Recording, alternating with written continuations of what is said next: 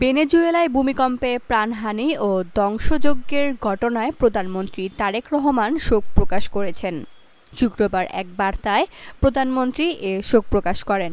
তিনি বলেন, ভেনেজুয়েলায় আঘাত হানা ভূমিকম্পে বহু মানুষের মর্মান্তিক প্রাণহানি ও ব্যাপক ধ্বংসযজ্ঞে আমরা গভীরভাবে শোকাহত। যেসব পরিবার তাদের প্রিয়জনদের হারিয়েছেন তাদের প্রতি বাংলাদেশের জনগণের পক্ষ থেকে আমি গভীর সমবেদনা জানাই।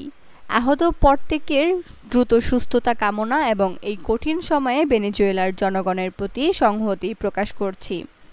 প্রধানমন্ত্রী দুঃখ প্রকাশ করে বলেন, বাংলাদেশ ক্ষতিগ্রস্ত মানুষের প্রতি পূর্ণ সমর্থন জানাচ্ছে এবং এই দুর্যোগ মোকাবিলায় ভেনেজুয়েলা সরকারের জন্য শক্তি, সহনশীলতা ও দ্রুত পুনরুদ্ধার কামনা করছে। ভেনেজুয়েলায় পরপর দুটি শক্তিশালী ভূমিকম্পে দেশটির রাজধানী কারাকাসে ব্যাপক ক্ষয়ক্ষতি হয়েছে।